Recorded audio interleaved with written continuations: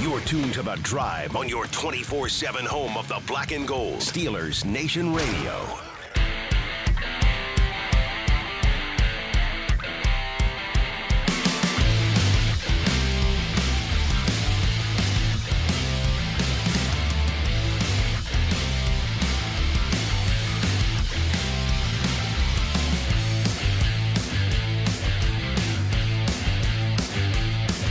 Good afternoon, Steelers Nation. It's The Drive on the Steelers Audio Network. Wes Uhler and Matt Williamson with you here for the next 2 hours on a Tuesday. And as always, we have got plenty to get to. We're going to have our Tuesday rewind, some final thoughts and additional observations from the Steelers 25.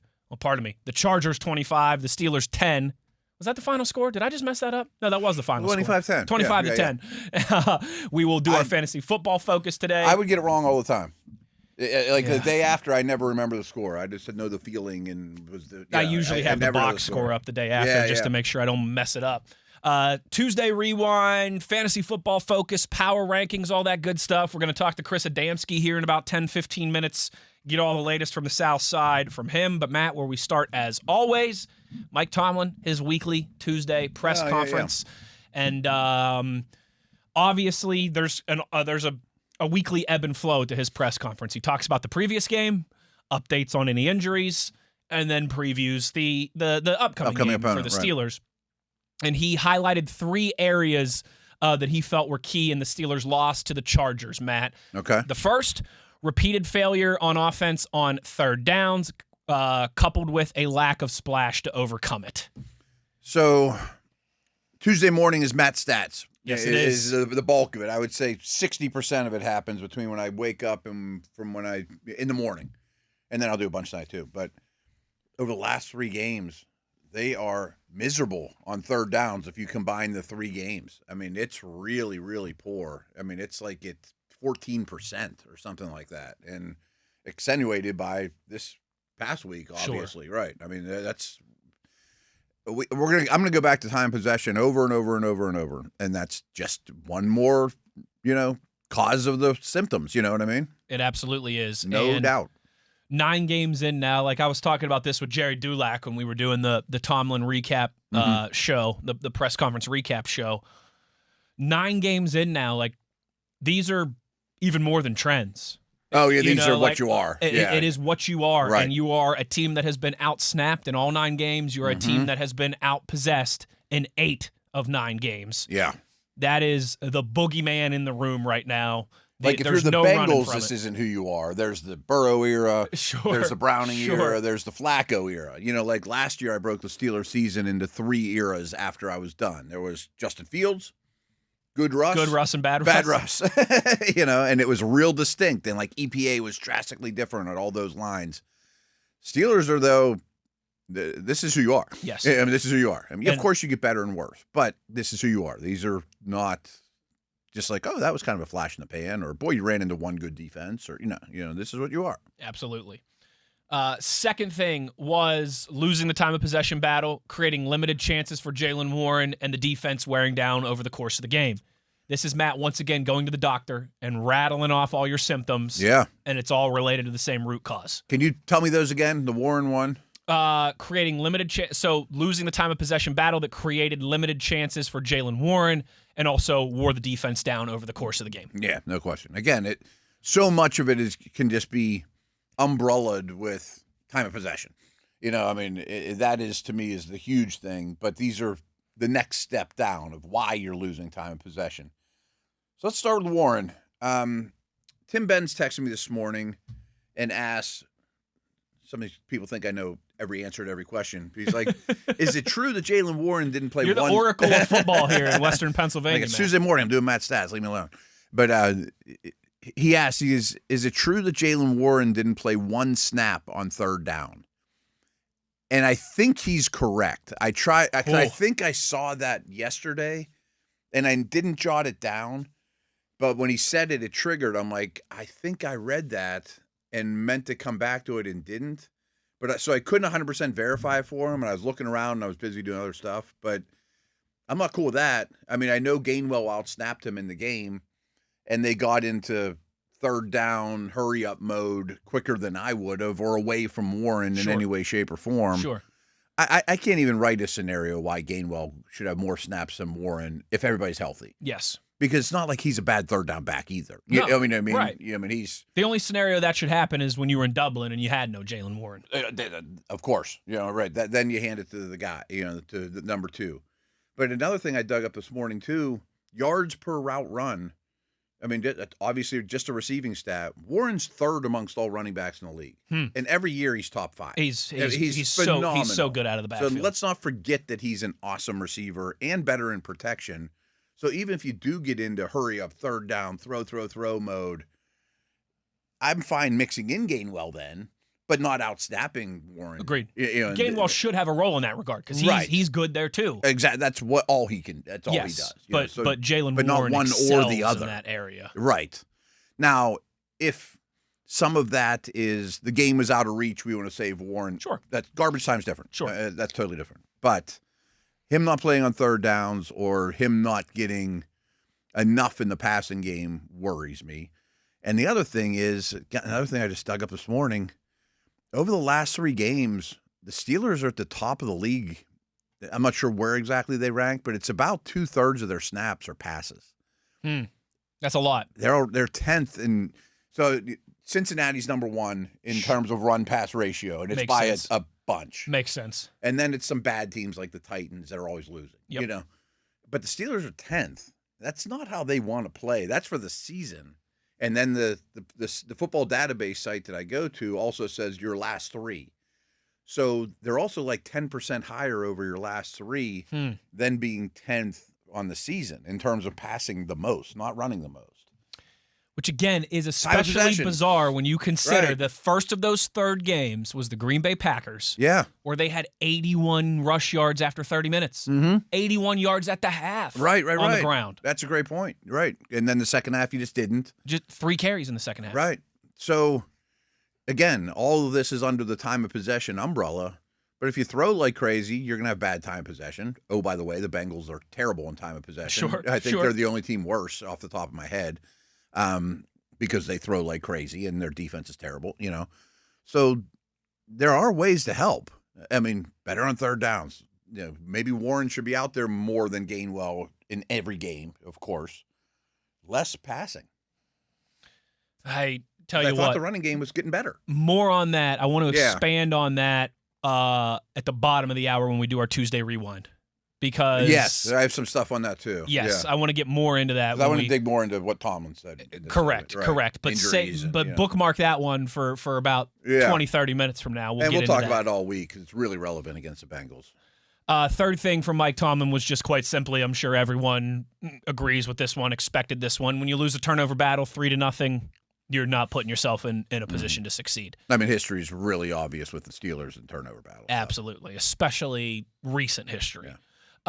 Also said that, he did appreciate another stable performance from Jalen Ramsey and Kyle Duggar.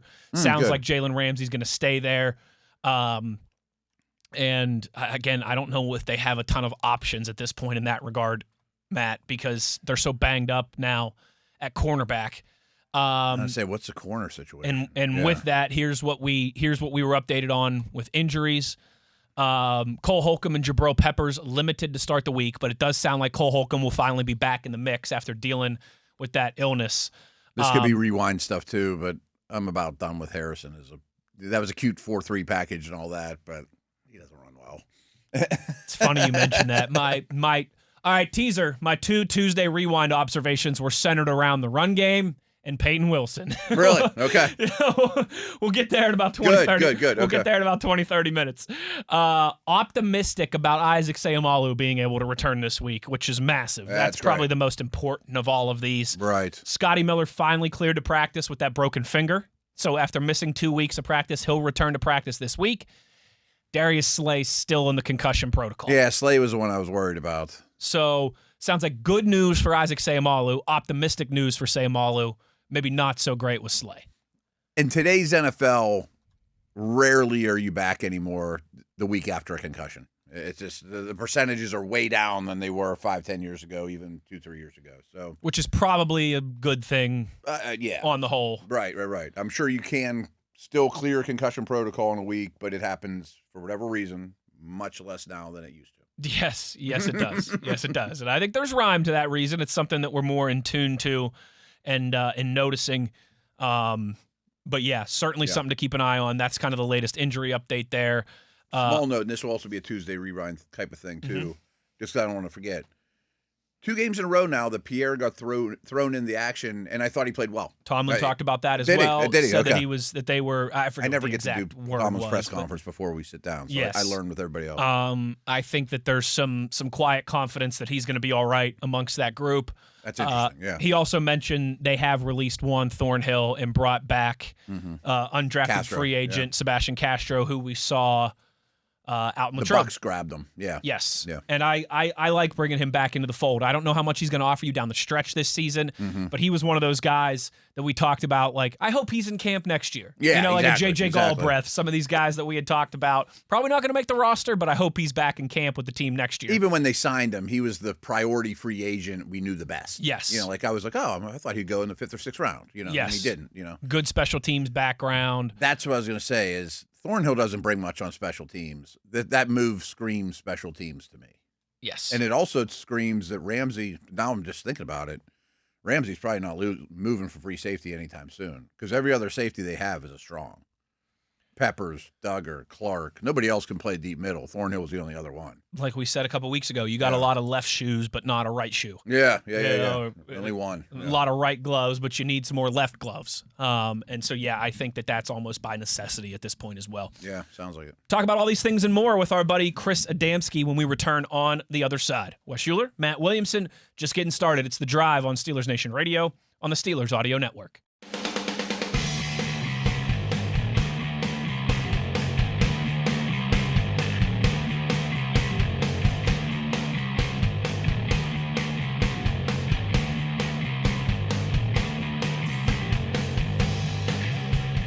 Back on the drive here on a Tuesday, recapping, of course, the weekly Mike Tomlin press conference. Joining us now to continue the conversation, covers the Steelers for the Trib, of course, the co-host of the Steelers Blitz with our buddy Tom Otterman. He's the second most famous Mars High School grad here on the Steelers Audio Network. It's our buddy Chris Adamski. Buzz, thank you for taking the time as always. And, Matt and I have kind of spent a lot of time in the last 24 hours this year talking about where things went wrong on Sunday night, the issues. They have issues, and they are many, as Tunchilkin would have said. But in your mind, is there something at the forefront? Was it the quarterback? It's obviously a combination of a lot of things, but what was kind of the biggest sin? Was it the quarterback play? Was it the offensive line? Was it the failure to convert on third downs? Was it the defense not having any splash, any turnovers, any takeaways? Is there something at the forefront of your mind that was the biggest issue, the biggest concern from Sunday night's loss at SoFi Stadium? Yeah, obviously a lot of those things can contribute. I even asked Mike Tomlin today about the process versus results of the splash plays on defense, the takeaways. Did you watch the tape? And, they got their hands up on some passes. They obviously got 5 sacks. It's like you would think that sometimes the quarterback will fumble those or make a bad decision or something. Was it just you tip your cap to the Chargers unlike the Colts the week before, things like that? So I crossed that off the list. I would say I didn't think, the defense, I think there is a truth to they sort of wore down, and obviously they were good in the first half, and I think that they were good enough from what it's funny, Tom and I 2 weeks ago spent maybe 2 whole segments saying, for essentially 50 years, this organization is built an identity of defense. Well, it needs to be the offense now to carry the team, and then all of a sudden 2 weeks later, we're like, okay, we need the defense to carry the team again. It's kind of like flipped all the way back again, but to answer your question, Wes, I mean, I think it is as simple as, I think even with the way that game played, if the quarterback if Rodgers is really good, I think they have a chance to win that game. You look at the combination of just specific missed plays and bad decision on the first interception, or either bad decision or execution or both on that one. And then even the play to John, who could make that catch, of course, but he didn't because the throw wasn't very good. There's little isolated plays like that if these throws weren't, for whatever reason, he was off. And you give him the benefit of the doubt at this point and say it was just a one-off, and he's been good for the Steelers.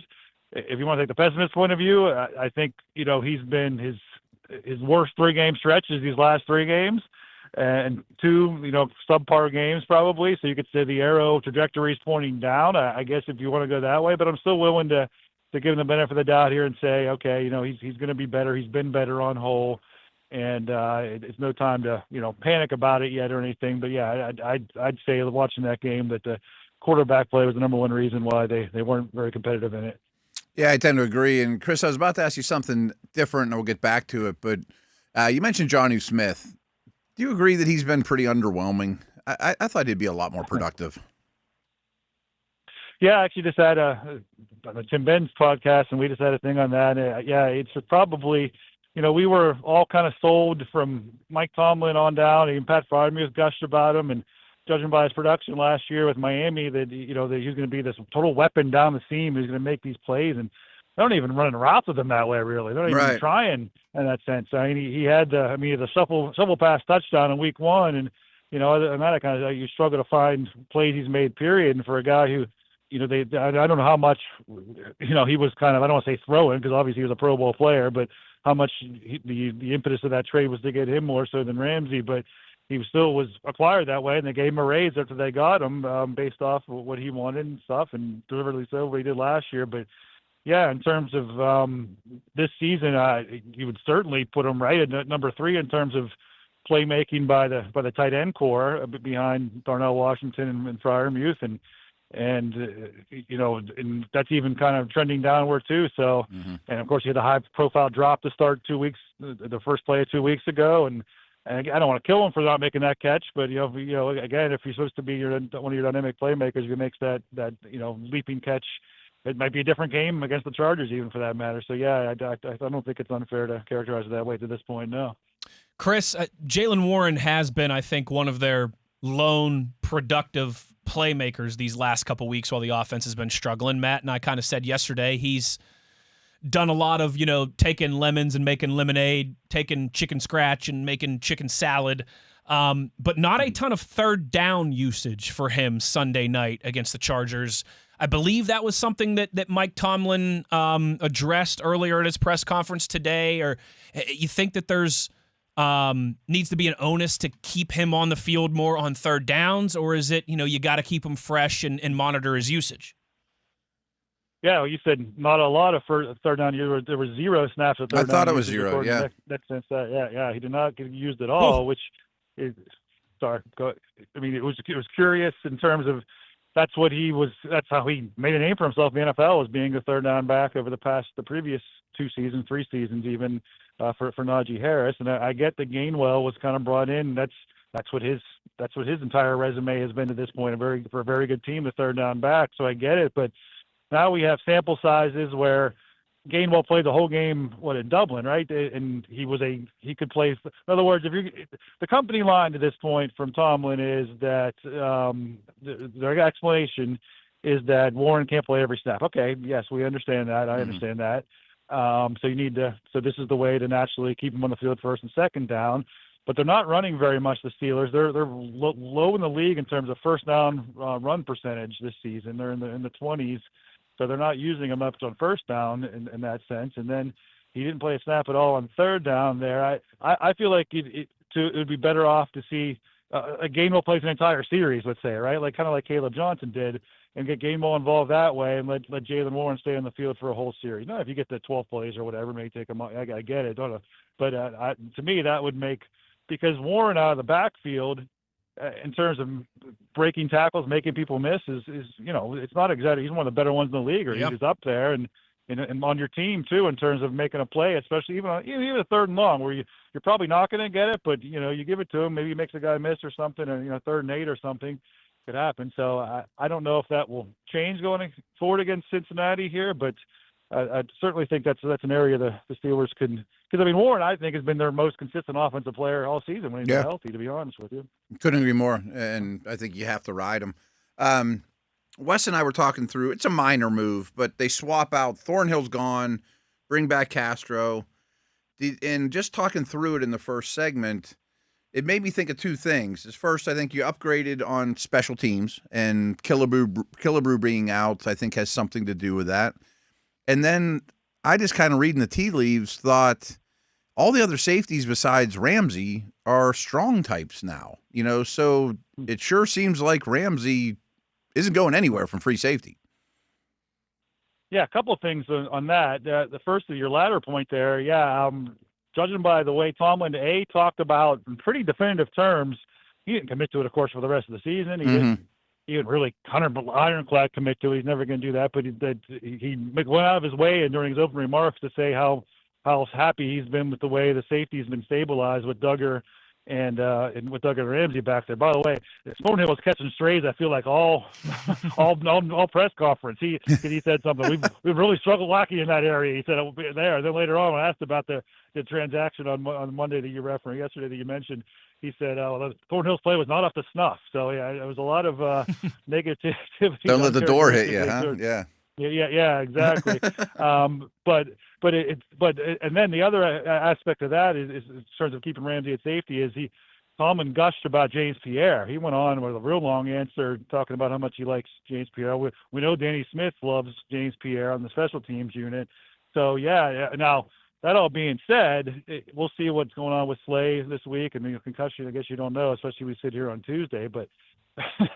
Cincinnati, especially judging by what happened only 26 days ago, is not exactly the best matchup at all to be tinkering with your, or not breaking in. It's not like Pierre's a rookie or something, but putting a new starter out there at outside corner with one of them's going to have to be on Jamar Chase out of that game, and another one, of course, on T. Higgins. So that's something to watch this week at least. But yeah, it certainly seems like if they weren't going to do it, put it this way: if Slay is out, or it looks like Slay might be out. If they're keeping Ramsey at safety now at this point, seems like never know what happens with injury and whatever else might happen. It seems like that's going to be the permanent move now the rest of the season. Chris Adamski with us here on the drive. Buzz, maybe a little pessimistic on Darius Slay's potential availability for Sunday, but sounding like better news for Isaac Seumalo?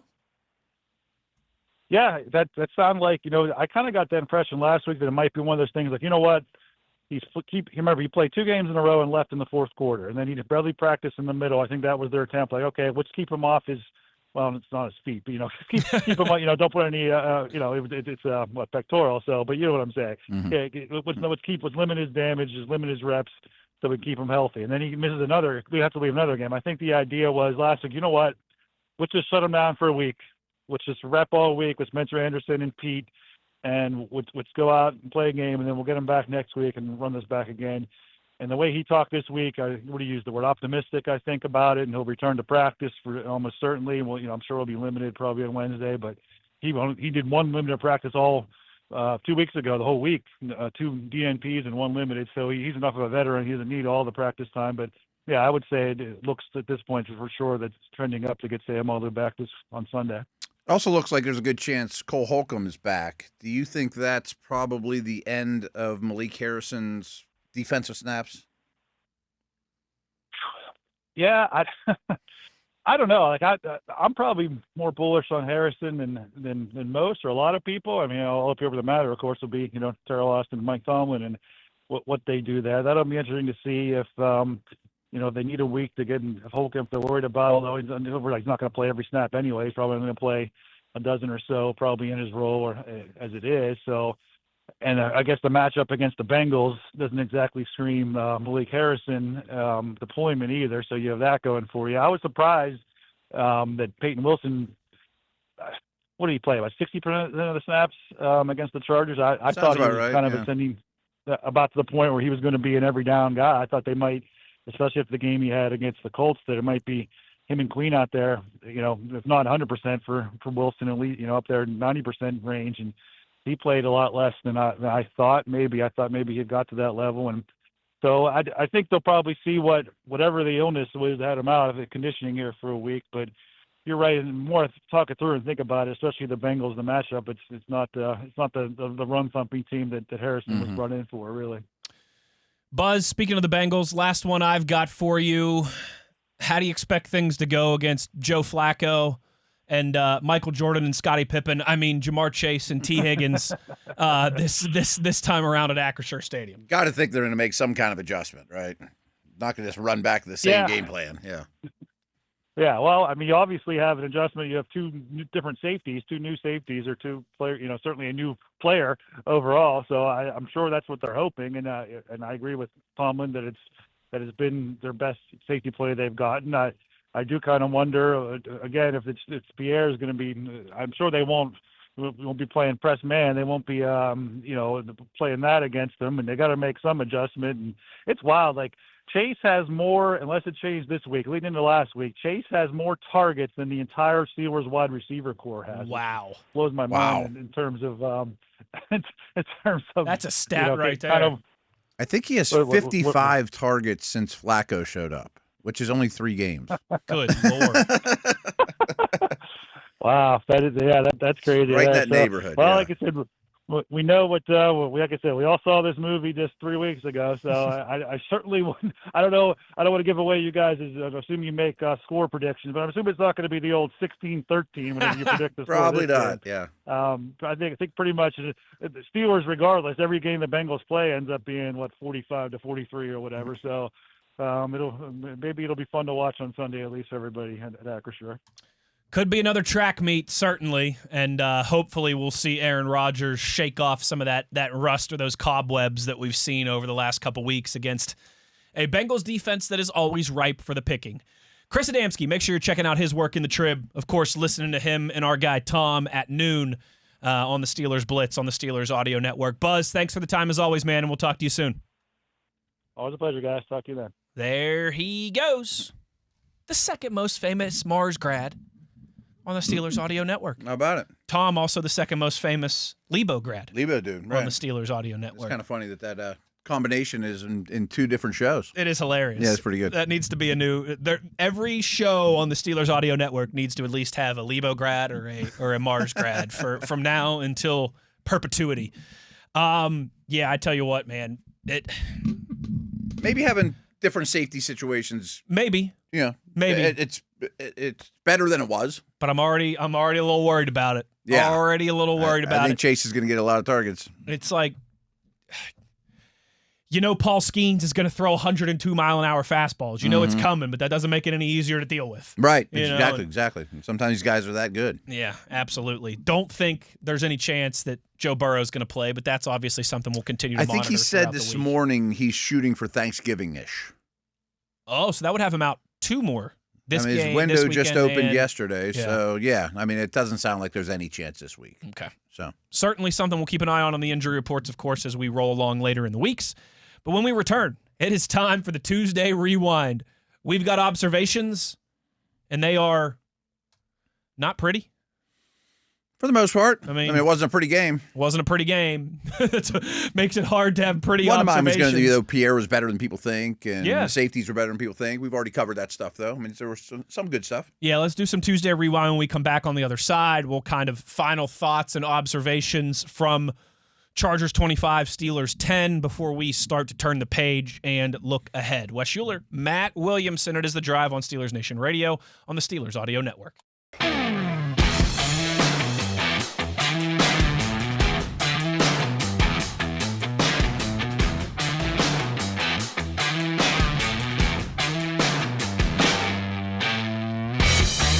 Bottom half of hour number 1 on a Tuesday, and that means something around here. Of course, it is time for our Tuesday Rewind. It's a simple concept.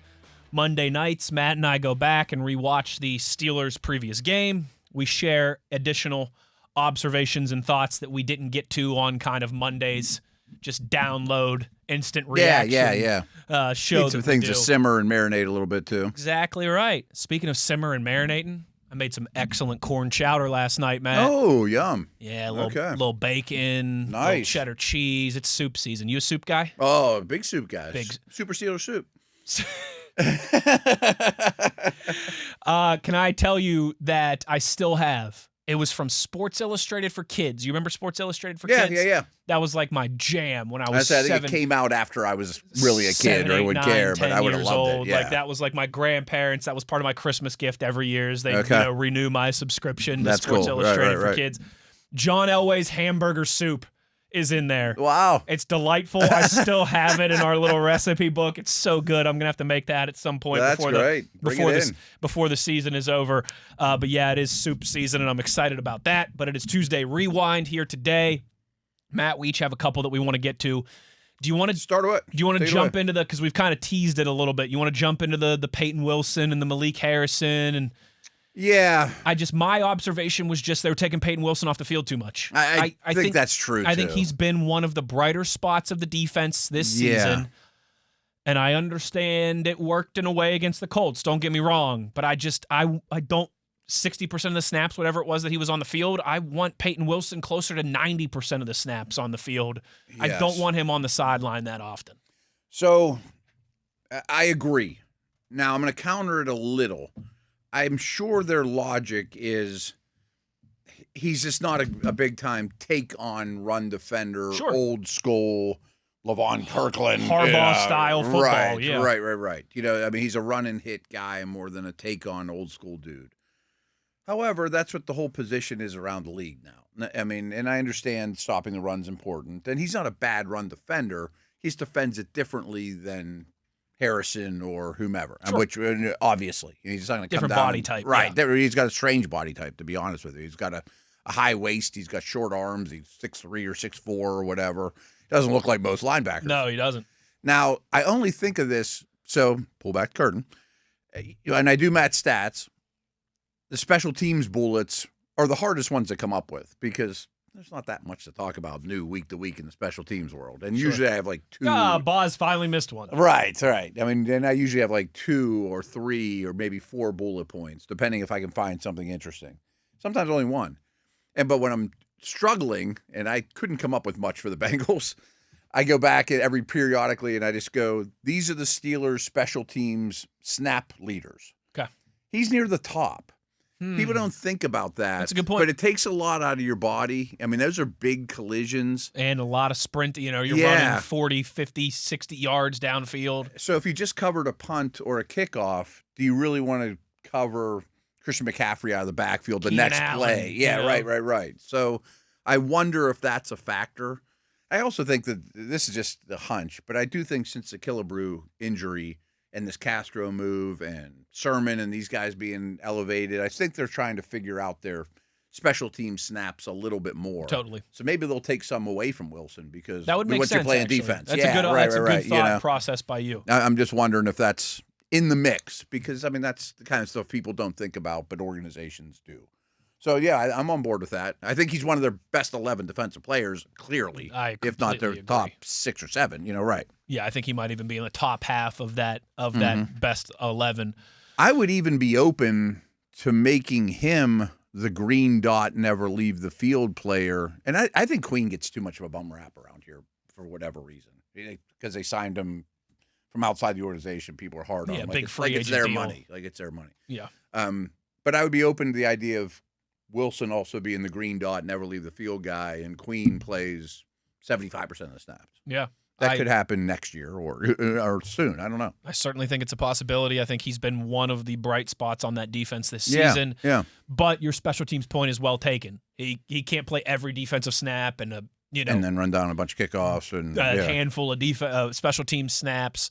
You do have to give him some blow in some type of way. You want to stick on the defensive side? You mentioned you had some James Pierre thoughts. Yeah, I don't know much else other than I think he's playing the best football of his career. And I'm glad that Tomlin mentioned it, that I'm not crazy, that watching this tape, it's better than it's ever been. I think they trust him more on defense more than they ever did. I don't think he's challenging Slay for a job, but I think they're closer than people think. Yes. I mean, when everybody's healthy, a solid performance on Sunday might go a long way right. in that regard for Pierre, especially considering the competition he's going to have to go up against. Yeah. Spinning the block, offensive side of the football. So unless there was anything else you wanted to highlight on that defense. side I think is pretty safe because in a lot of it we've also touched on. Safety plays better, Pierre's better, Benton and company did a lot of damage to a really bad O-line. I think we know those things. All right, offense. I've got one that kind of relates to the trenches and Jaylen Warren a little bit. I've got one that's more of a bigger picture observation. Where do you want to go here?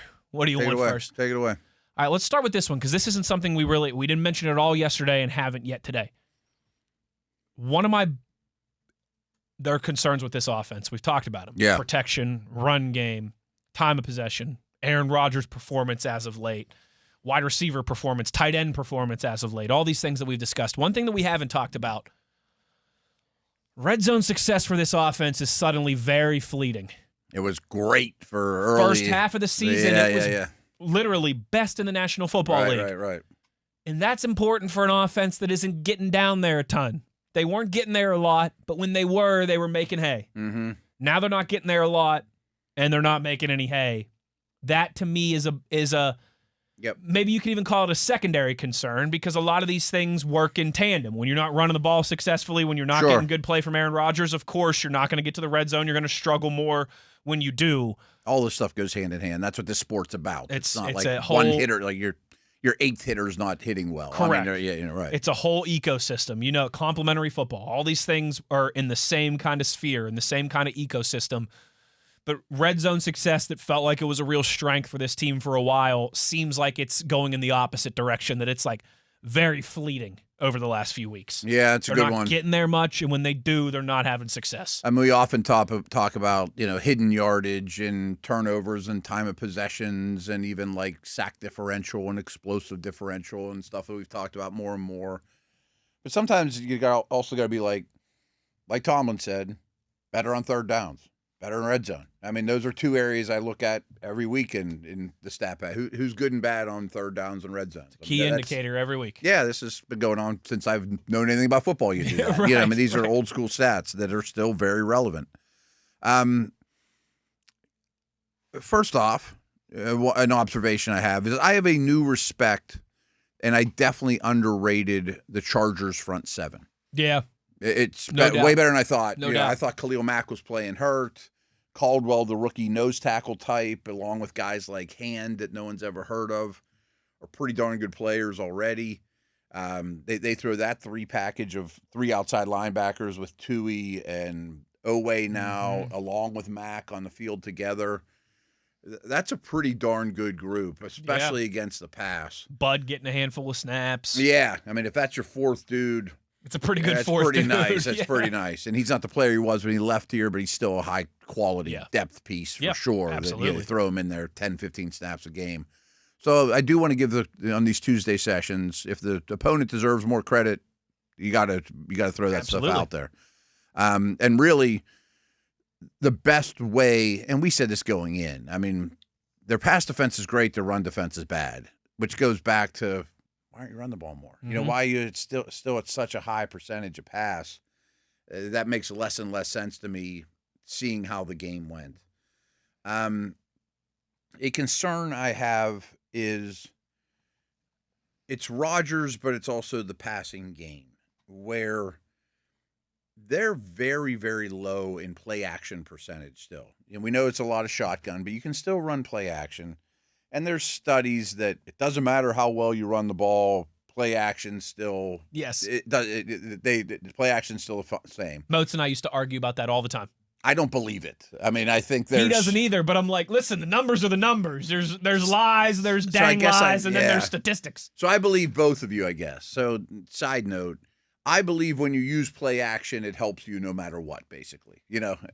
And it's going to be there's value in it regardless. Yes, but I definitely think that Moats, a linebacker, would know the difference when Derrick Henry's running down your throat. Totally. I mean, no doubt about it. As opposed to, Joe Blow, average running back. Yeah. When Gainwell or Warren's getting 2 yards of carry, as opposed to when Henry's in his prime, just mash it, and you got to tackle that dude every time. So I definitely think that some of those stats lie a little bit, but I definitely think it's also more beneficial to use.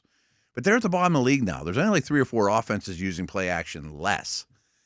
And where I'm going with this, though, is the route concepts with and without play action.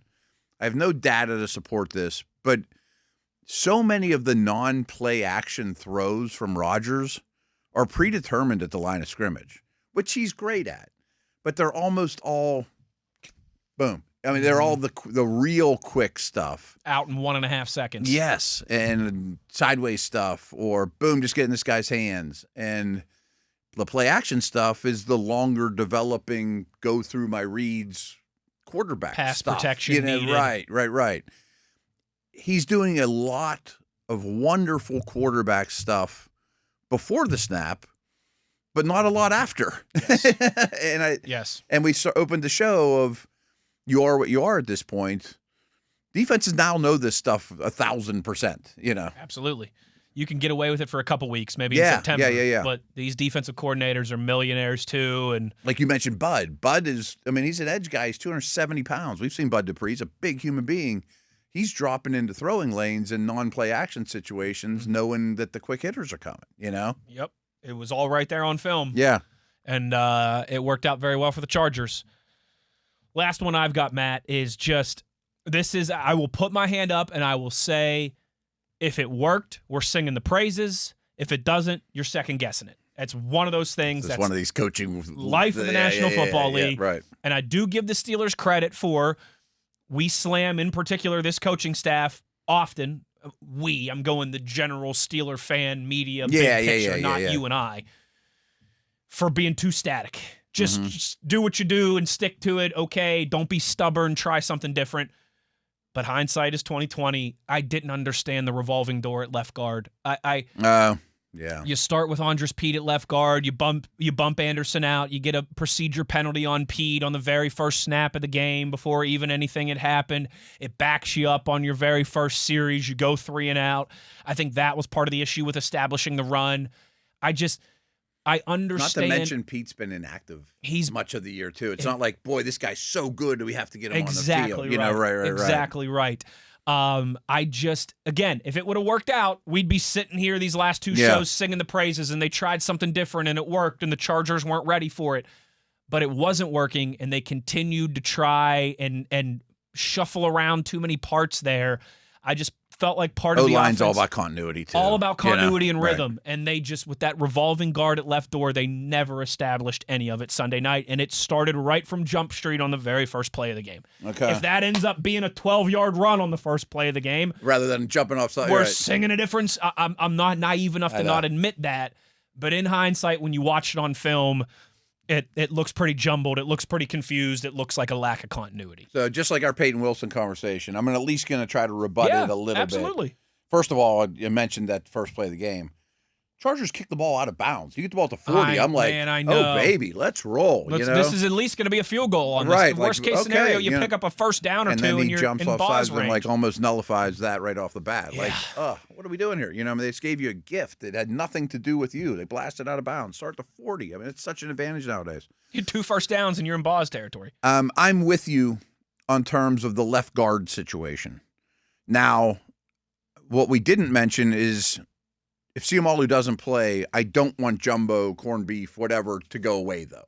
Oh, absolutely. I want it to be more. I want it to be more prominent. Yeah, it needs to be a staple, or it needs to be an every down. We're going to do it an every week thing, no matter what. Yes, agreed. I think we talked about this. Max Starks taught me this. I didn't realize that the substitution rule. I'm not sure if we went into detail about it yesterday or not. I don't think we did, but I was on a lot of different outlets, and one of them I did, and I couldn't remember.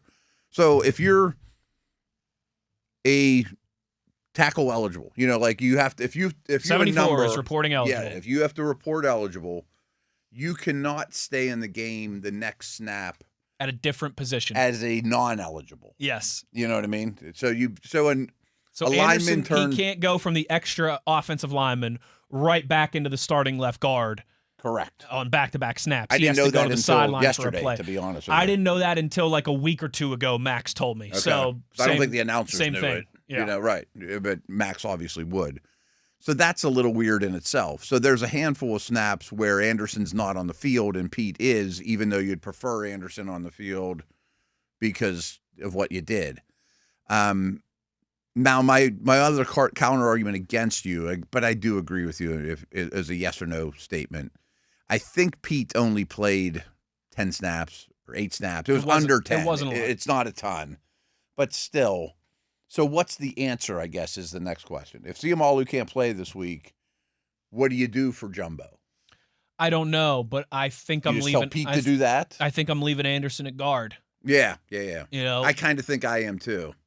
I don't want to. Again, it's all. I don't like moving linemen. You talk to the Tunches and the Wolves of the world, which you and I were privileged to do every day for a decade, and they tell you it's all about continuity. It's 5 fingers on a fist. Yeah. You know, like that's an offensive line, and I just, particularly for a unit that is so young and inexperienced.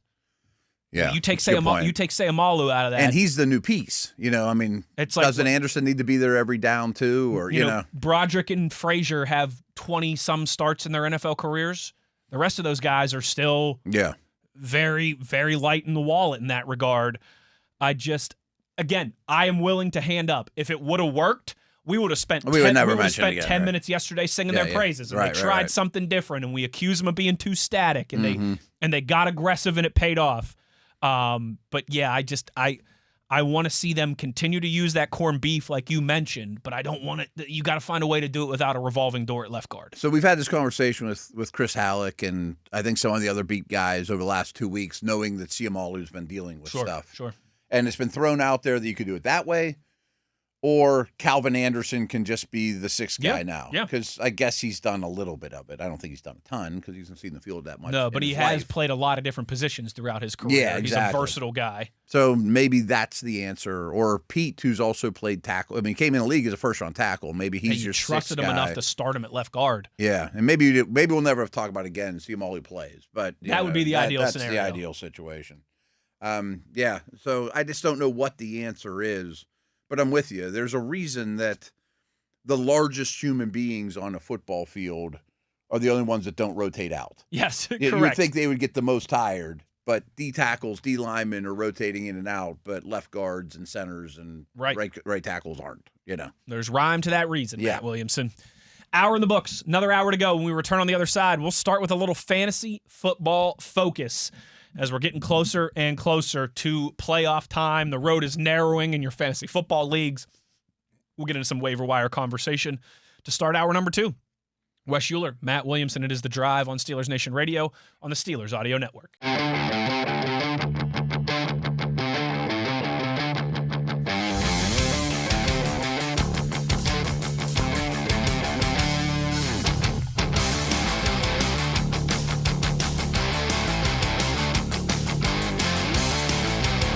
Good evening, Steeler Nation. How we doing? Well, that's good. Us too. Hour number 2, feeling better here. I'll say a little better than yesterday, I hope, everyone. Come on. Don't wallow in it. You got to. You know, I mean, it's just, Matt, it's life. Yeah. You're not going to win every game. Come on. Go. You're not going to win every single game, although we would certainly like to. Yeah. But yeah, it is, listen, sometimes the National Football League, it is not for the faint of heart, okay? But we are still here, rocking and rolling. Yeah. Ready to get into into hour 2 here. Yeah, ready to get into some fantasy football conversation as we do our weekly waiver wire conversation here. Mr. Williamson, a couple names that I want to run past you as always. I don't think the waiver wire is real flush right this week. It's not. I think about it. I bet it's a little thin. It is because again, you're getting to that time. Injuries are piling up. Bye weeks. Weeks, all that different stuff. So let's look at some of the top players to add here on waiver wires. Remember, to be eligible for this conversation, they have to be owned in less than 60% of leagues. Running back Blake Corum of the Los Angeles Rams, Mr. Williamson. Yeah, this is a good time of year just to own clear handcuffs, and he's a clear handcuff for the Rams. I mean, Kyron Williams has had a lot of wear and tear on his body. He's not the biggest guy over the last couple of years. If he were to go down, you already have Corum and just insert him as an every week starter. Yeah. And he's looked good, the thing. They're a great offense, too. They are. They're a great offense. Whoever's involved in that offense is going to put up some points for you. Yeah. No, he should be, especially if you're a Williams owner, but no matter what, he should be in every league. Looks like he's only rostered in 11% of Really? leagues right now. So, yeah, I think that's a smart pickup there. Sticking at running back, what about Tajay Spears of the Titans? Just 36% rostered. Not a good offense. But I would think, and they already have kind of trended He's outproduced this way. Tony Pollard in 3 of their last 4 games. I was going to say, what's the use of seeing what you have in Pollard at his age? I thought Pollard was a trade deadline candidate. You already know what he has. You at least should kind of work the younger dude in there. And backs that get touches are worth picking up in fantasy no matter what. Totally. Yeah, yeah. 2 more of those guys that I want to run past you that are both owned in less than 40% of leagues. Amari DeMarcado and Tyler Algier. Algier is the same conversation as Corum. I mean, he's one big injury away from being every week But he's starter. still, even with, and he's good. And even with being with Bijan, like, they still use him. He's still going to get a few touches again. I think he's been getting the goal line work lately, which Bijan owners are losing their minds about. And remember they used to crush Arthur Smith for that a few years ago, and now it's still happening in Atlanta. Because Algier's good at it. He's a big physical dude. He's hard to tackle in short yardage situations. Yes, he is. And I think he's also a little bit better than some of these other dudes in that you could probably use him as a flex in a pinch, even with Bijan. He's not useless. DeMarcado, I think Benson's either coming back this week or next. I hope he's coming back this week because I've been really holding use him. Yeah, I've been holding him, sitting there, just clogging up my roster. Him and Hampton both just clogging up space on my roster. Yep. So he doesn't excite me all that much, DeMarcado. Let's go to some quarterbacks here in this conversation.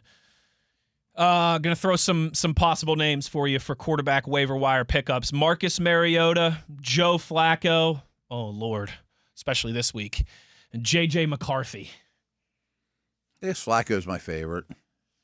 Mariota, the other guys run. I mean, that's obviously the massive negative. That's the only reason he's out there, because Flacco throws the ball a ton. 52% rostered for him, so he's pretty close. McCarthy's 56% rostered.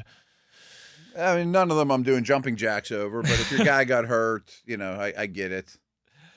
What about Tua Tagovailoa, only owned in 19% of leagues? Was that a one-off, and they just do that whenever Buffalo comes to Miami? Or he's another one that doesn't run at all is his problem. But all those guys are about the same. They're probably, if I were to do quarterback ranks, quarterback 17 through 20, give or take, and you probably can do better, but if you're hit with bye weeks or whatever, they'll get you through. Here's one to run past you. Any sign of life for Justin Fields, 46%. Man, he was a top 10 quarterback on everybody's preseason rankings. 46% rostered. They are at New England this weekend. What worries me about him is, well, first of all, the passing's really bad, and they only threw 11 passes or something last week, which it's hard to put up fantasy numbers when you don't do any of that. Right. But I keep worrying about him is the worst thing in fantasy is when you start someone and they get hurt in the first quarter, of course. And absolutely. He could get benched in any game. He could. You know what certainly I mean? Could. Tua's not getting benched. Flacco's not getting benched in the mid-game. Marcus Mariota's not getting benched at this point. Right. Wide receivers here, Matt. Alec Pierce from the Colts still. Pick him up. 42% of leagues. Yeah. He's a really good player. That's a pretty obvious one. I'm starting to feel better and better about Tez Johnson as well, too. I feel like we've talked about him a couple times in this conversation. 32% of leagues for him. The receivers on that team put up points. They do. I've made a little money on Pierce over receiving yards 2 weeks in a row. He's hit crazy low. He's hit the over in the first half in both games. I'm going to keep that in the back pocket for this weekend. Parker Washington, Troy Franklin. Yes, on Washington. I think he's a borderline starter. He had 2 touchdowns. One was a punt return. Hunter's not back soon, but Myers' role could grow a little bit. Thomas was injured, so that kind of helped him too. But they like Parker Washington. I think he should be in leagues. Who was the other one? Parker Washington and Troy Franklin. Yeah, so. 54% of leagues he's rostered in right now. Okay. Finally, Matt, tight ends.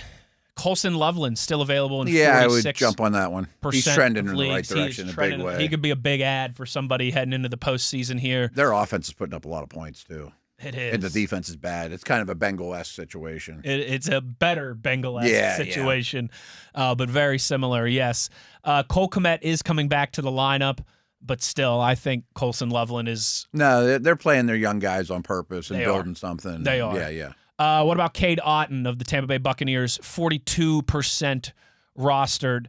Over the last 5 games, he has 4 receptions, 5 receptions, 7 receptions, and 9 receptions. He went for 9 in 82 last week. I think he's vastly underrated in the fantasy world. And I was reading some stuff this morning about him, or yesterday, whatever it was. But he has really good numbers when either Evans or Godwin is out.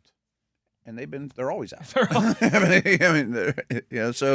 not coming back anytime soon. Evans has broke that collarbone, not coming back anytime soon. I mean, right now he's kind of their number 2 receiver. I mean, a lot of those numbers reflect before Ibuka was a buck. Totally, going back to last year. Totally. But basically, the thought was if one of the top 2 receivers is out, he becomes that guy, and that's what happens, right? And their receivers are banged up. If Godwin's and Evans are both out, he's going to get a lot of passes.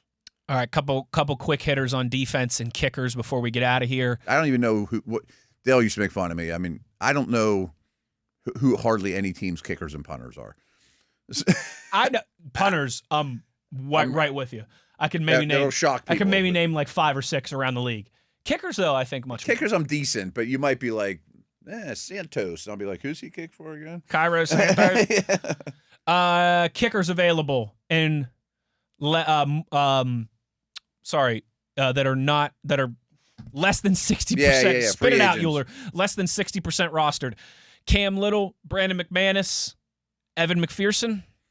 I don't know. I don't think there's really any art to picking a good kicker in fantasy. Just look and see who you think is playing against the worst defense and is going to have the option to kick the most that week. I mean, you want a Justin Tucker in his prime. You want the Dallas dude. But I don't put much stock into – I can't comment on kicker 12 versus kicker 8. Yeah. Defenses, Packers, Patriots, Ravens, the most popular waiver wire. They're all owned in about 54, 57%. Well, I definitely think the Ravens are trending the right way, which is bad news. Starting to get takeaways and sacks again. And Hamilton's being really weaponized in a variety of ways. A lot of those, I just look at their upcoming opponents, but I'm sure the Patriots have an easy slate. I know they have the Jets this week. They do. And all 3 of those defenses are legit good defenses. I mean, we saw Green Bay last night. Both of those defenses were impressive last night. They were. We'll talk about that in our final segment before we get out of here. But the under hit very easily last night at Lambeau Field.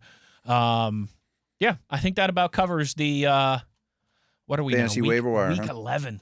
Fantasy. We're on 11, huh? Fantasy football waiver wire here for week 11. We're getting closer and closer, like I said, to playoff time. And there's some thoughts on some potential reinforcements that you might need as we hit a stretch of bye weeks and injuries and all that good stuff. When we return on the other side, it's time to take a look at these power rankings. I'm very excited to see how these are going to play out this week, especially in the NFC, man. How do you kind of... I said, in my other show, I power ranked the top of the NFC today. Just based off the game last night, we had a conversation. Maybe we'll do that too. Yeah, who's the best team in the NFC? And we kind of came up with 4 candidates, give or take. Seattle, Detroit, Philly, Rams. Those guys, it's tier 1. They might put the Packers and Bucks and Packers were tier 2 for me by themselves, and then you get into like Niners and that neighborhood that I don't really see as contenders. But one of them will go to the playoffs. Just wild card contenders. Like Bears are interesting. They are. They're getting hot. They are. Yeah. We'll do a little bit of that when we return on the other side. Take a look at some Week 11 power rankings as we roll along. It's The Drive on Steelers Nation Radio on the Steelers Audio Network.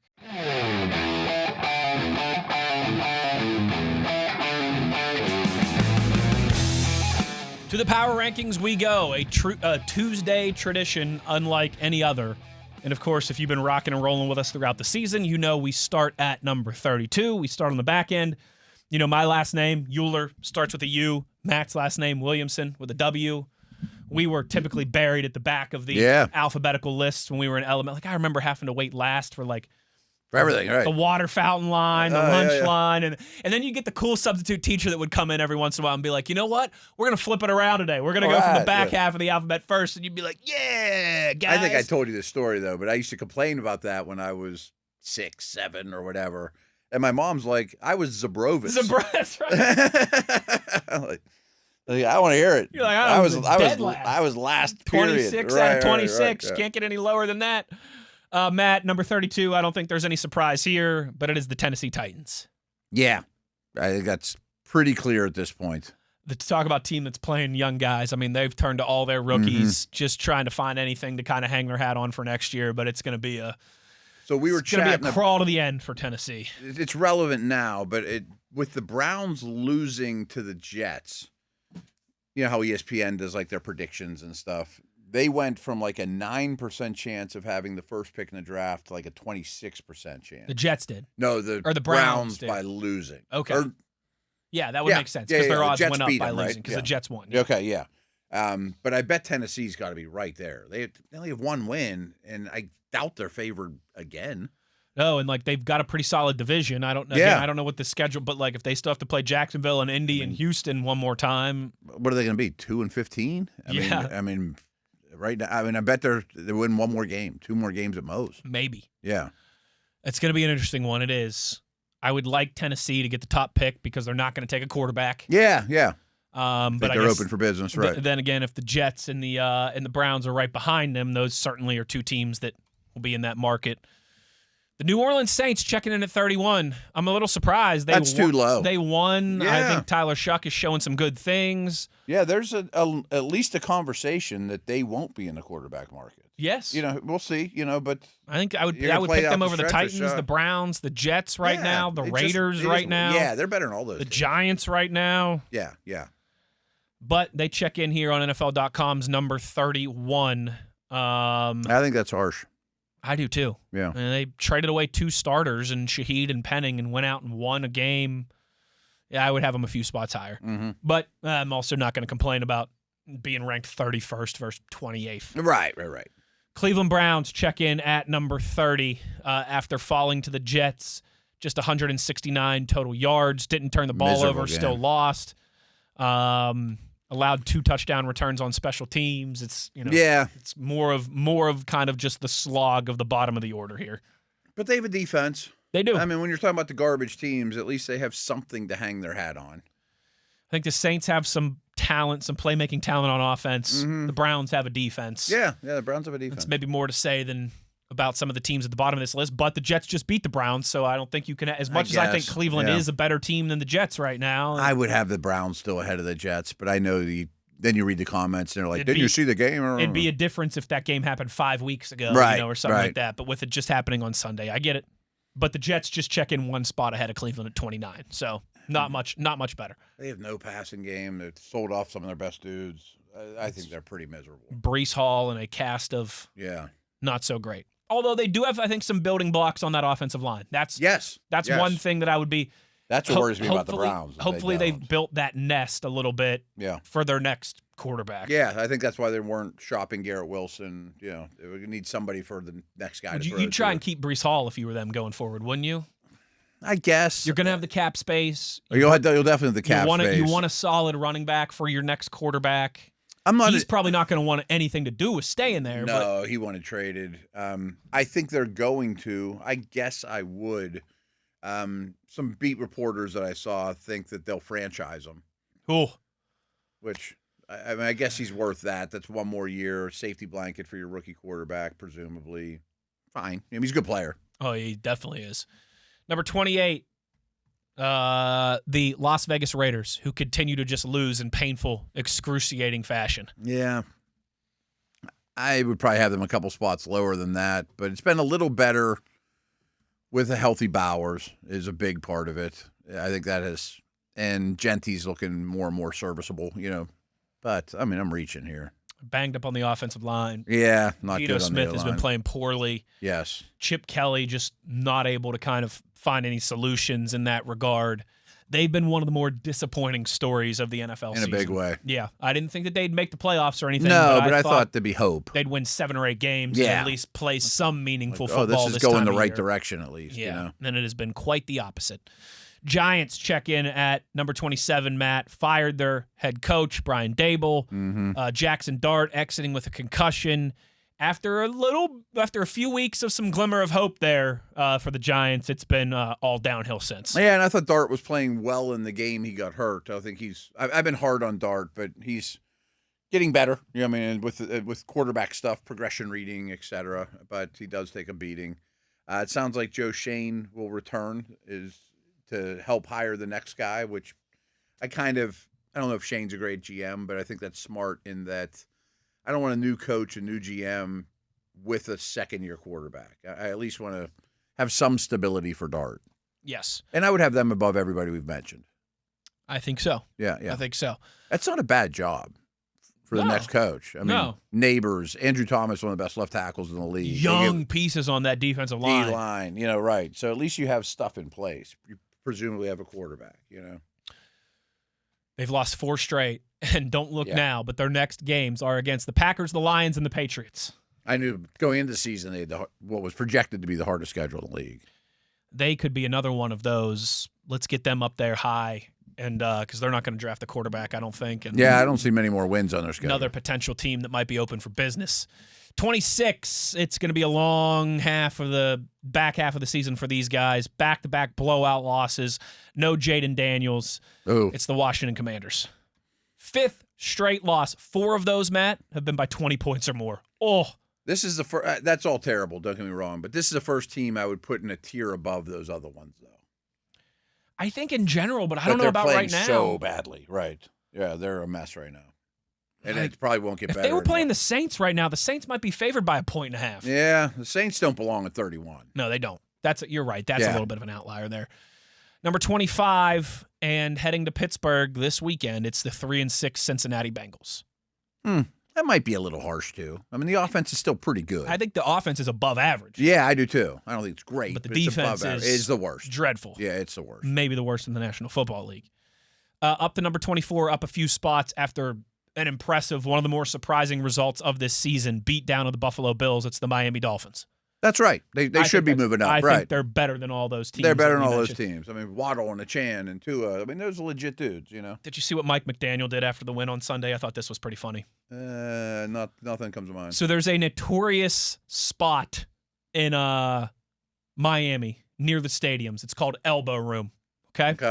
It's like a sports bar, legendary watering hole in that area. Okay. Like when the Florida Panthers have won the Stanley Cup the last 2 years, they've taken it to Elbow Room to celebrate. Gotcha. It's like a 2-story, right on the beach, a ton of outdoor space. Yeah. Yes. Buffalo Bills fans are notorious for taking it over every time they go to Miami. Oh, okay. That's like where Bills fans congregate, and they always post video, and it's like a sea of red and blue at this Miami sports bar hangout place. Mike McDaniel drove past there after the win on Sunday and kind of put his window down and waved to all the Bills fans that were sitting there and just drove right by. It was a good. He's an odd dude, but he does some funny stuff. Good troll move by him. Yeah. I enjoy. He put his window down and was like, "Thanks for coming. Appreciate it. Thanks for stimulating the local economy." Checking in at number 23 is the Dallas Cowboys. Made a few moves. I mean, what's Quinn and Williams do for you? I mean, I guess we'll see that soon. I mean, you've got to think the defense gets a little boost. The offense is strong. They still, though, have the Eagles, the Chiefs, and the Chargers. Tough. I don't think the playoffs are attainable for them. I don't either. It's a classic. NFC has a lot of teams. It's a classic case of if they would have just gotten one of these close games. Yeah. Kind of like we talk about the Bengals. If just one of these results went the other way and you were 4-4-1 instead of 3-5-1, it's a different story. Mm-hmm. If you're the Bengals and you're 4-5, it's a different story. Yeah, then you're one game behind the Steelers. It's a different story. You beat them and you're tied. Right. I think they might be $1 short. I think they're $1 short when it gets down to the nitty gritty. 22. I don't understand how they're so high. The Arizona Cardinals. They're 1-6. I think they'd be down. They're 1-6 in their last 7 games. It's been bad. I know they've won heartbreakers and close games, but they don't win. Or they've lost. I'd take the Cowboys over. I realize they beat the Cowboys a couple weeks ago, but I'd take the Cowboys. I'd take the Dolphins over them. I'd take the Bengals over them. Yeah, all 3 of the teams we just mentioned for sure. They're another one that's going to be in the quarterback market, and I think probably in the head coach market as well too. Yeah, I could see changes. 21, the Atlanta Falcons from 3-2 to 3-6, 4 straight losses. I don't think I'd have many higher than that. Struggling with consistency. I mean, they played the Colts. They played the Colts well, but they did. That's the NFL, man. I don't care about losing close games. Every game in the NFL, for the most part, is designed to be a 1-score game. That's what separates the good and the bad. And I don't think they belong at the bottom of this list. I think this is probably about right. No, right. They're a little bit all over the place. Penix has a lot to do with that, too. I think I'm out on them as kind of making any noise down the stretch. No, me too. Me too. Number 20, the Minnesota Vikings, a tough loss 8 false start penalties at home in that loss to the Ravens. At home. 2 interceptions. But I mean, a game you That's lost got to by be on McCarthy, the game false you start stuff. has to be. A game you lost by 1 possession, 2 interceptions, 8 false starts, 2 fumbles on back-to-back kickoffs. Like, they shoot themselves in the foot a lot, man. Yeah. I mean, that game in particular, the Ravens didn't have to do a lot to win it. No, they didn't. That's about where I'd have the Vikings, though. I think so. I might have them ahead of this team. Carolina Panthers check in at 19. Yeah, I'm kind of out on Bryce Young and the Panthers. I mean, I know they're 5-5, so I know in they've theory won still in a games, wild card right. chase, but They run the ball, and there's some improvement, but I don't think that they're good or even average. I don't either. And they're only a game and a half out of a playoff spot right now, but I would think that trends in the opposite direction. Yeah, I don't like their future. Maybe the most brutal loss of anybody this past week, the Jacksonville Jaguars. I mean, that's just they were up 29-10 on the C.J. Stroudless Houston Texans. Yeah. That's a miserable loss. According to NFL Next Gen stats, Matt, they had a 97% chance to win at that point. Oh, it had to. I mean, that's right, like Pitt right. down in Morgantown in the final minutes of the backyard brawl. How could you lose that one? Those guys are flying real high, rightfully so. Had to sneak that one in there. So I just got a notification on my phone, bad honestly, loss. like a minute ago. Travis Hunter, season-ending knee surgery. Oh. I mean, there was some hope that he'd be back sooner than later, and I adore him as do. a prospect, and that's as much as you gave up for him. That's a tough one. Brutal. I mean, you added Jacoby Meyer to the mix, but Yeah, and they probably knew that was coming. Robinson's been banged up. Yeah. Travis Hunter's been banged up.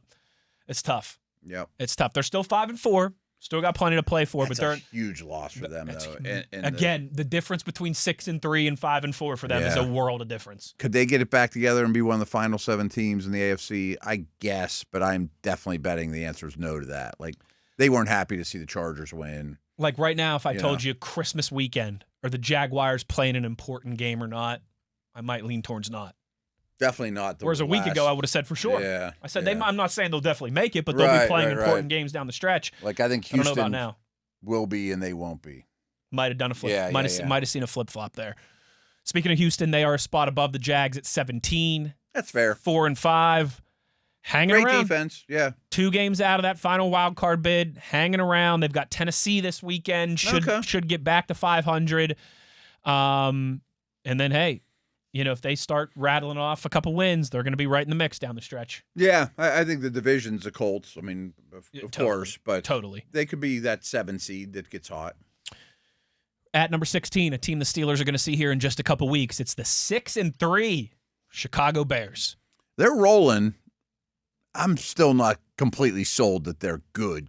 I mean, the defense Same. is bad, and They're better. they're better. They're not a doormat pushover. Not even close. They might be a little ahead of schedule at 6-3. They might be more like a 5-4, 4-5 type team in reality, but good for them. They found a way to pull out some tight games in the fourth quarter, and I think there's always something to be said for that. So a podcast I listen to from time to time is The Athletic with Robert Mays, and he does a great job, and it's a good podcast. But he's a very outspoken Bears fan. I mean, he's been a Bears fan since he could crawl, and still doesn't hide his fandom or anything like that. And he had a good point. He said something along the lines of, I think he's a little younger than me, but he's older than you. Basically, he's like, in my lifetime, this is about the peak of my Bear fandom. Like, I'm pretty psyched about. Heck yeah. Yeah. I mean, when they went to the Super Bowl 20 years ago. Right. I'm not sure if he's old enough to. I mean, that was more than 20. I mean, you were talking about the ¡85 Bears? No, I'm talking about the okay. Rex Grossman team that lost to Peyton Manning. Yeah. But I think that was. He's like, we have a quarterback. 08 I think or we have 09. a coach. We got young guys. The build around looks like an O-line. Yeah. Maybe we're in off season of building a defense from really taking the next step. I really like Darnell Wright on their offensive line. Yeah, he's a really good player. He's outstanding. Yep. I'll never forgive Dana Holgerson for not recruiting him to WVU as a West Virginia kid. Oh, he's a West Virginia guy. He sure is. And our head coach at the time, Dana Holgerson, had no desire to recruit him, and then he ended up as a top 10 pick in the draft. Yes. Ain't that WVU in a nutshell? They're using him like Penei Sewell. He's great. Yeah, he's a lot of fun to watch, and he's a really good kid. I've got some very loose. My family knows some members of his family. My West Virginia family knows some members of his family. He's come on really strong with his He's a coaching kid that I've rooted for a long time. I think he's a good kid, and I think he's a really good player. Yeah. Number 15, don't look now, but here they come. It's the Baltimore Ravens. I'd probably have him higher. Would you? I mean, if they're playing the Steelers in Wichita right now, they're I hate to say it, but favored. I think you might be right. Yeah. I think they'd be favored against a lot of teams right now. Train don't run out of Wichita. Planes, trains, and automobiles. Number 14, just in front of them, is the Steelers. Okay. I mean, Steelers have a better record, but if you're going on current form, I think the Ravens are favored here. Not by much, Today, but probably yeah. 1.5. Yeah. And definitely in their building. Man, it happened quick, huh? Life comes at you fast in the National Football League. San Francisco 49ers at 6-4, still with their head above water. Heads above water, but they've been treading water for a long time. They're going to get tired water pretty for soon. a while, Yeah. and man, that division is so good. That's the thing. And as we were kind of just putting, like, it's like all of a sudden you're looking around on the Titanic and there's only one chair left for a playoff spot in the NFC. And I bet they don't get it. And I bet they don't get it either. I think I'd go with some of these other teams. I'd have had the before the Steelers, Niners. though. I'd have Baltimore over the Niners. I think so. If the Ravens are playing Niners right now, I would pick the Ravens. Number 12, dropping a few spots. Lowest they've been in a few weeks. Still 5-3-1, but it hasn't looked good since they came in here to Pittsburgh and won on Sunday Night Football, the Green Bay Packers. Yeah, I mean, that was a defensive. I thought last night was more about great defense than terrible offense. But without Kraft, it's hurting them noticeably. Golden was hurt for that game, didn't play. Some receiver stuff not been where you want it, considering how deep that room looked. Again, I think they're a Tier 2 NFC team. They could get back into Tier 1, but they're not quite where you thought they were going to be, you know? Them and Bucks, similar in that regard. Yeah. Still good teams, still dangerous teams, but not quite looking like the bona fide contender that maybe they did a few weeks ago. Yeah. I don't know who I'd pick out of those two. Number 11. Ooh. Packers, but I don't feel super confident in saying it. I think I would too. Number 11, Matt, up 3 spots, highest they've been since starting the season 3-0. It's the L.A. Chargers. It was a great win, but something I wanted to kind of mention in the Tuesday rewind, but I think we talked about Monday, so I didn't. I mean, poor Herbert. I mean, he got hit a ton. Yes, he did. And the ball came. I mean, so many of their passes were immediate screens. You know, just I think he threw like 30% of his passes behind the line of scrimmage in that game because that's all he could do. I mean, it was either like McConkey against a slot corner or boom, just get it out, like one of those now screens. Yes. And that's going to be a tough way to live. It's a very tough way to live. Number 10, the aforementioned Tampa Bay Buccaneers. Fun one with New England, but they end up on the losing end. They dropped just 2 spots, nothing crazy, down to 10. I'd probably have both Green Bay and Tampa over the Chargers. Agreed. Yeah. Agreed. Slightly, but agreed. Yeah. Down 5 spots, biggest drop of the week. Still in the top 10, but a lot of questions. The Buffalo Bills. Yeah, the defense is still a real problem. And the offense isn't as high-flying as it was early in the season. No. I think they're a receiver away still, and we've been saying that for a while. They've been knocking on the door for so long. If it takes a step back this year, are they prime for a shake-up, a new coaching staff? I don't know, maybe. I mean, it's been so successful. But, man, it would be a shame, like, if Allen never gets to a Super Bowl. That would be terrible. It would be terrible. And I give him 50-50 chance now the rest of his career. Maybe. I mean, it's hard to get there, dude. Yeah, Mahomes goes every year. It absolutely is. Yeah. And, like, Joe Burrow's still trying to get back to another one. Yeah. Lamar's never been to one. Someday we're going to play a game. Is C.J. Stroud going to get to one? We're going to play that game. We're going to go through every quarterback in the league. We'll do that this and we're going to say offseason. yes or no. Will this guy ever go to a Super Bowl or ever win a Super Bowl? The answer is almost always no. Or even get to one. Right. Like Lamar, you'd be like, oh, yeah, he's going. Josh Allen. He hasn't yet. Josh Allen, if you look historically, Allen's he's been one of the insane. greatest playoff performers in NFL history. If you look at his numbers. Right. And I give him like a 50% chance. He's even been to one AFC championship game, I think, and that's it. I think you're right, yeah. Whew. I think you might have to if you're Buffalo. Yeah, but we go through all the quarterbacks and be like, is he going to ever win a Super Bowl? Most people think yes, like when you draft the guy first overall. Oh, yeah, he'll probably win a Super Bowl. It's like, he probably won't. Probably won't. Number 8, Matt. They're 8-2. Their defense is legit, but I think there's some stuff on offense that's going to catch up with them. It's the Denver Broncos. Yeah, I'd still have the Bills ahead of the Broncos. I hate when people use the term, these guys are frauds. Because they're 8-2, man. Right. But I think I don't think they're quite as good as their record says. I tend to agree. I think the Bills could win the Super Bowl. I don't think the Broncos could win the Super Bowl. Agreed. A lot of it's because of the quarterback differential. Yeah, I completely agree. Yeah. And if the Broncos defense gets Surtain back and levels up, but I don't think they can run the ball successfully enough, even if their defense is great. Right. Number 7, the Kansas City Chiefs. Off the bye week, quiet at the trade deadline, only 5-4, but still getting that benefit of the doubt. I got no problems with that. I'm sure Bills fans are like, didn't we just beat them? I might have them a spot or two lower, but I'd still have them in the top 10. Yeah. Without a doubt. That'd be in that neighborhood. Number 6, I told you the Bills were the biggest dropper, the largest faller this week. The biggest riser, the New England Patriots. They're up 5 spots into the top 10. Number 6 at 8-2. Man, I mean, I have to eat a little crow in that I thought Tampa was going to slap them back down, and they both did. Sure I'm didn't. with you on that. But I don't think I can have them over the Chiefs and Bills or Denver. Agreed, but I also believe for the purposes of these power rankings, you have to go off of how teams are playing. You have to respect what they're doing. Right, they're playing great. There's, to me, Matt, there's some, BYU and Vanderbilt parallels here. I don't think BYU and Vanderbilt are as good as their records say, but they're both 9-1, 8-2, and ranked in the top 12. Where are they ranked? I think Vandy's 9 and Vanderbilt's 12, or Vandy's 9 and BYU's 12 or something like that. I don't think either of those teams are that good. Right. Neither one's going to Columbus and beating Ohio State. No chance. And one of them might backdoor into the playoff and get their doors completely blown off in the first round, type But you have to rank them respectively. You have to rank them based off the resume and the way that they're winning games. Yeah. And frankly, power ranks are a lot like college rankings. Totally. Totally. Number 5, an impressive, doing what they do against bad teams. Are these all going to be NFC teams? The Colts are in there still. Oh, okay. I know there's 4 NFC teams. I forgot what the Colts. Okay. Lions up to number 5 after, again, doing what they do. They see blood in the water, and they feast against bad teams, and they went in there and rolled the Commanders. So I mentioned that we had a conversation after yesterday's game about how would you rank the NFC. And I think these 4 teams, Detroit and the other 3 we'll talk about, are the Tier 1 teams.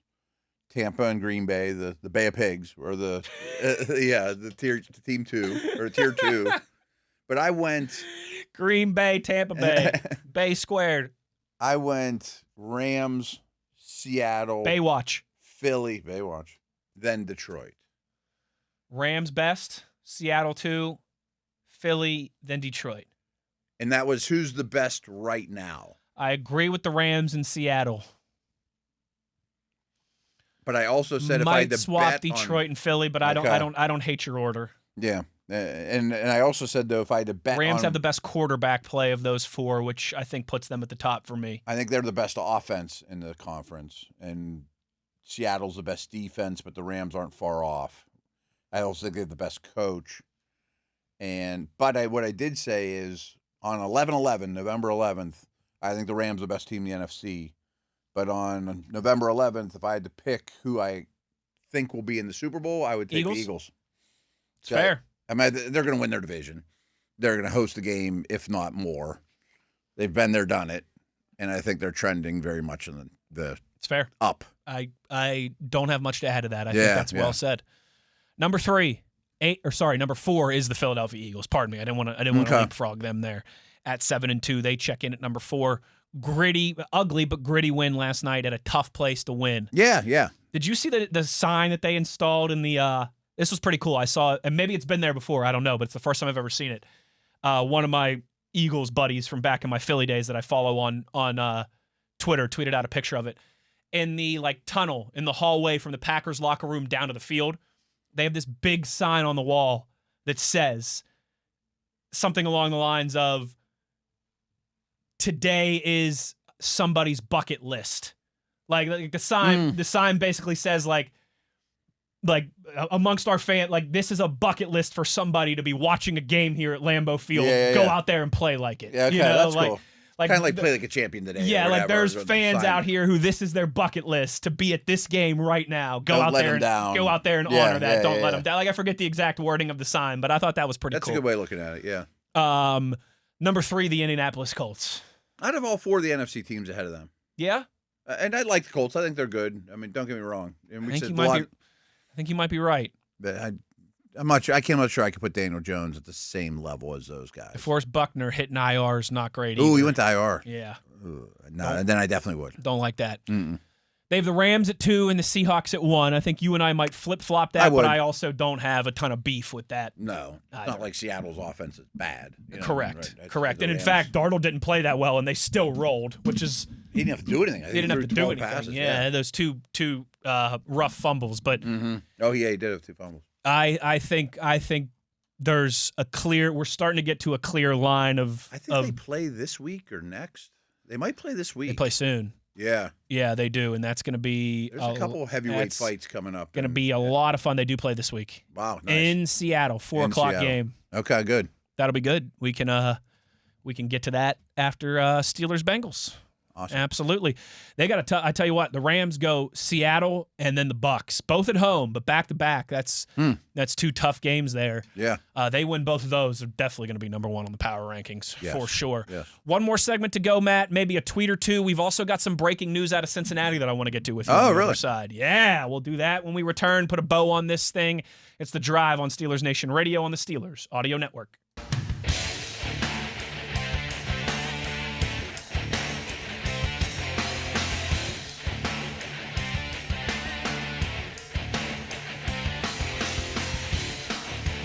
Down the home stretch here, final segment of The Drive on a Tuesday. And Matt, I mentioned some breaking news out of Cincinnati.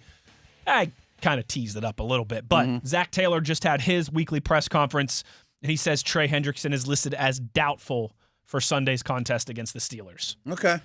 So I tell you what, if you go both games against the Bengals without having to see Trey Hendrickson, it goes a long way. It goes a long way.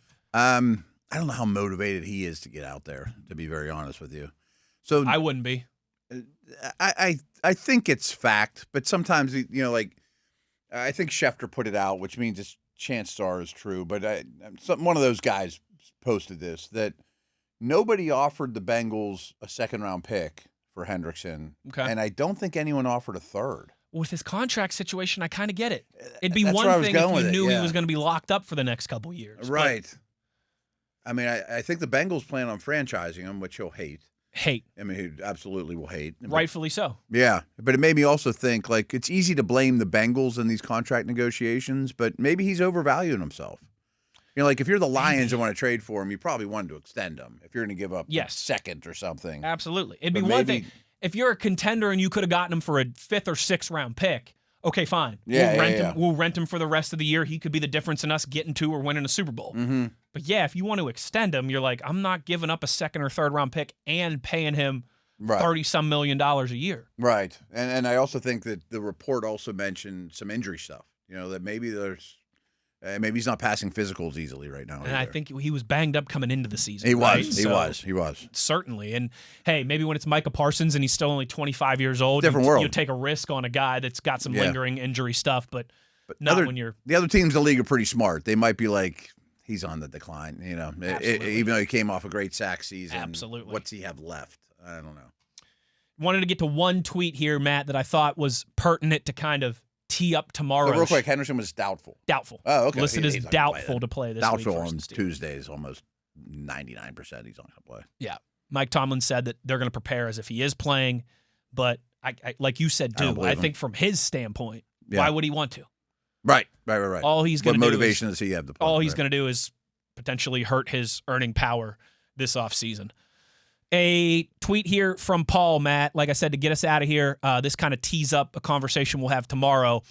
But Paul says, I wonder if the master plan for 2026 is starting to crumble. Quarterback class not looking as great as we thought it was going to be, and a lot of other teams ahead of us that need quarterbacks or hold 2 first-round picks. Yeah, I think it should be harder than we thought. I do too. The plan's crumbling. But I'll also say this, and we'll get more into I've got the stats packet done. If you're watching on YouTube, I've got it done here already. For the college stuff. Yeah. Beefy. We'll have a beefy around campus quarterback conversation tomorrow. We're due for that. I mentioned this last week. There was a time in this timeline where I thought there was going to be maybe 5, 6, 7 first-round draft picks at quarterback. I don't think that number is going to be as high now. I think it's going to be like 2 or 3, maybe 4. Okay. But I am much more intrigued by the middle class of these quarterbacks now than I have been. Okay. Honestly, in probably years. Yeah. Okay. So there's still a lot of names. And I know you have brought up the history of it, and it's spot on, of quarterbacks drafted from like 20th overall like to 20 to 50 50. Been really bad. It's like Russell Wilson and Aaron Rodgers and, Lamar. But I mean, but they all had something weird going on. Russell Wilson didn't even count. Derek Carr was in that. You're right. Russell Wilson didn't count. Neither Dak Prescott because they were further back. I think it's Rodgers, Love, and Lamar, two of whom sat forever. Yes. And the other guy, some people thought was a wide receiver. But I am more open to finding a Dak Prescott or a Russell Wilson 3rd or 4th round guy in this class than I've been in years. Okay. I think a lot of the Sawyer Robinsons that I just combined Brendan Sorsby and Sawyer Robertson and Brendan Sorsby into one person there. Brendan Robertson, a lot of those type of guys that might not be first-round picks, but I think are very intriguing. I think our guy Mateer could fall into this category as well too. Makes sense. So while I don't think there's going to be there could be 5 quarterbacks, just like a couple years ago, 5 quarterbacks taken in the top 15, like maybe I thought coming into this year. Mm-hmm. Those guys that are going to be in like the 32 to 70, 80 range, I'm way more intrigued by than any year previously in a long time. That's really exciting. And what I will add to that is, again, I haven't broke these dudes down, but if you're saying that, they'll all go a little higher than you're saying. Always. You know what I mean? Like, you're like, I'm interested in that guy in the 3rd round. I'm like, well, you better take him in the early Hayes second. King out of Georgia Tech. I'd really like him as a project. Right. Boom, he goes 40th overall. Exactly. Right. I mean, like, Bo Nix is going to go 40th overall, and then he goes 16th or whatever. Like how it was this year. After this past year, you had Cam Ward and Jackson Dart in the 1st round. Mm-hmm. Then you had Shuck was next, I think. Was that this past year? Or was that two? Was that Shuck's a rookie? Yes. Yeah. So are those guys. You had Shuck, and then Gabriel in the 3rd round, right? Him or Milrow, but it was him a and while. Milrow. Yeah. But then from that standpoint, there was a massive gap until you got into the 6th round. The Howards. And you got to the Howards and the Kyle McCords and those guys. Exactly. There's not going to be that gap this year. Okay. There's going to be more. There's going to be a lot. There's going to be a lot in that range. And so, again, that's something we'll expand upon tomorrow.